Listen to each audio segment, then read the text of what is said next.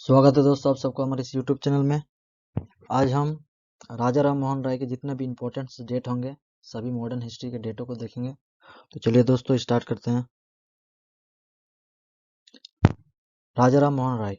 राजा राम मोहन राय का जन्म 22 मई 1772 में हुआ था और राजा राम मोहन जी ने एक ब्राह्मण परिवार में जन्मे थे। इनके पापा के नाम रामाकांत रॉय और माता के नाम तारिणी देवी थी।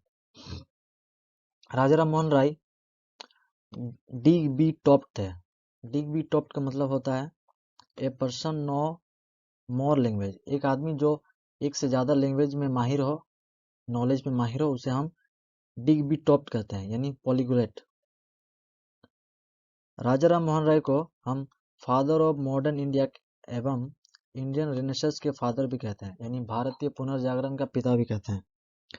राजा राम मोहन राय जी को फादर ऑफ इंडियन जर्नलिज्म, यानी भारत के जो न्यूज़ मीडिया है, यानी समाचार पत्र के जो फादर है, वो भी हम कहते हैं। राजा राम मोहन राय जी को सुभाष चंद्र बोस जी ने युग दूत कहा था, युग दूत के नाम से पुकारा था। राजा राम मोहन राय ने 1809 में गिफ्ट टू मोनोथिज्म एक बुक लिखी थी, जिसे जो एक ईश्वरवाद में बिलीव करते थे उन लोगों के लिए एक गिफ्ट के रूप में ये बुक लिखी गई थी। और वो खुद भी बिलीव्ड इन मोनोथिज्म, वो खुद भी स्वयं मोनोथिज्म यानी एक ईश्वरवाद पे विश्वास करते थे। 1814-15 में फाउंडेड आत्मीय सभा बोल के एक सभा का स्थापना किया था, जिसका मेन मकसद था एक ईश्वरवाद का प्रचार करना। 1816 में राजा राम मोहन राय जी ने वेदांत सोसाइटी का स्थापना किया था। वेदांत सोसाइटी दो है, एक 1898 का और एक 1816 का। जो 1898 का वेदांत सोसाइटी है वो अमेरिका में हुआ था और इसकी स्थापना स्वामी विवेकानंद जी ने किया था, और जो 1816 में हुआ था उसका स्थापना राजा राम मोहन राय जी ने किया था।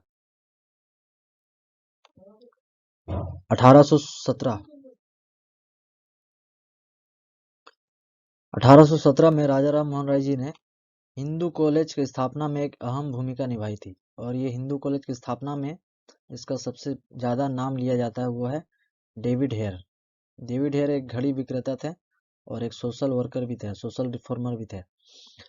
डेविड हेयर और राजा राम मोहन राय जी ने दोनों ने मिलकर हिंदू कॉलेज का स्थापना किया था। इसी हिंदू कॉलेज में आगे चलकर डेरेजियो ने शिक्षक बने थे 1826 में। 1820 में राजा राम मोहन राय ने प्रीसेप्ट्स ऑफ जीसस बोल के एक बुक लिखा था, जो न्यू टेस्टमेंट है बाइबल के, उसका प्रचार करने के लिए और जो भी बुराइयां था उनको दूर करने के लिए। 1821 में एक छोटा सा संस्था बनाया गया था, और ये भारत का देखा जाए तो पहला एक संस्था था जो नॉन पॉलिटिकल था, जिसे हम यूनिटेरियन कलकत्ता यूनिटेरियन के नाम से जाना जाता है। और एक ब्रह्म सभा से पहले और एक बनाया गया था जो है कलकत्ता यूनिटेरियन ऑर्गेनाइजेशन फाउंडेड किया था। 1822 में 1822 में 3 इम्पोर्टेंट न्यूज़पेपर यानी मैगजीन का पब्लिश हुआ था। सबसे पहला जो था वो है मिरात उल अखबार। मिरात उल अखबार फारसी में छपी जाती थी। दूसरा है ब्रह्म निकल इंग्लिश में इसका पब्लिश होता था, इसका प्रिंटिंग होता था। और जो संवाद कौमुदी है राजा राम मोहन राय का, ये बंगाली में इसका प्रिंटेड होता था। संवाद कौमुदी एक साप्ताहिक पत्रिका था, वीकली न्यूज़पेपर या वीकली न्यूज मैगजीन। 1825 में वेदांत सोसाइटी का स्थापना हुआ था। 1825 में वेदांत कॉलेज का गठन किया गया था। वेदांत कॉलेज जो 1816 में वेदांत सोसाइटी हुआ था, उसी का ही एक उभरा हुआ रूप था वेदांत कॉलेज के रूप में। 1827 में पेटिशन अगेंस्ट जूरी एक्ट 1827 में पेटिशन दायर किया था, जूरी एक्ट किया था। जूरी एक्ट में भारतीयों और जो यूरोपियन लोग थे उन लोगों का मुकदमा सिर्फ यूरोपियन जज ही सुनवाई करते थे, लेकिन जो भारतीय जो जज था वो लोग यूरोपियों का जो क्रिमिनल थे उन लोगों का सुनवाई नहीं कर सकता था, सिर्फ भारतीय का ही सुनवाई कर सकता था। तो इसके खिलाफ में एक पिटिशन डाला गया था जिसे हम लोग जूरी एक्ट के नाम से भी जाना जाता है। यही जूरी एक्ट हम देखते हैं कि लॉर्ड रिपन का टाइम में बहुत ज़्यादा इसका चर्चा हुआ था। अगला है 1828। 1828 में राजा राम मोहन राय जी ने सबसे बड़ा संस्था जिसका नाम है ब्रह्म सभा की स्थापना किया था। ये ब्रह्म सभा एक ईश्वरवाद का प्रचार के लिए ही स्थापना किया गया था। अगला है 1829। 1829 में भारत में एक रूढ़िवादी सोच या कुप्रथा था जिसका नाम है सती प्रथा। सती प्रथा को बंद करवाया था। ये जो बंद किया था का नाम है लॉर्ड विलियम बेंटिक, और राजा राम मोहन राय जी ने इसका हेल्प किया था। सती प्रथा में जो विधवा थे, विधवाओं को उनके हस्बैंड के चिता में ही जला दिया जाता था। तो ये एक कुप्रथा था जिसे राजा राम मोहन राय जी ने बंद कराने में अहम भूमिका निभाई थी। 1830 में राजा राम मोहन राय जी ने यूके का सफर किया था, यानी यूके गए थे, और जो मुगल बादशाह था अकबर सेकंड का एम्बेसडर के रूप में, राजदूत के रूप में गए थे। तो जब वो इंग्लैंड जा रहे थे तो उस समय जो मुगल बादशाह थे, मुगल बादशाह ने उन्हें राजा की टाइटल दिया था, तब से उनका नाम राजा राम मोहन राय है। उससे पहले उनका नाम था राम मोहन राय। ये राजा का टाइटल मुगल बादशाह अकबर सेकंड ने दिया था। अगला है 1830।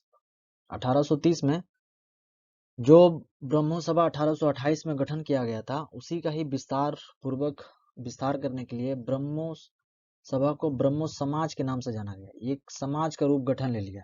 ब्रह्मो सभा सिर्फ एक ईश्वरवाद का प्रचार करता था, लेकिन समाज क्या हो गया, एक धर्म का रूप लेने लगा, और ये एक सोसाइटी बना जिसे हम कहते हैं ब्रह्मो समाज। ब्रह्मो समाज में छुआछूत, मूर्ति पूजा, बाल विवाह, जो सती प्रथा है, और जो जितना भी और भी कुप्रथा थे, पर्दा प्रथा, इन सभी का विरोध करता था, और एक जो अच्छा समाज का जो रूप होना चाहिए उसका गठन किया गया था। ठीक है।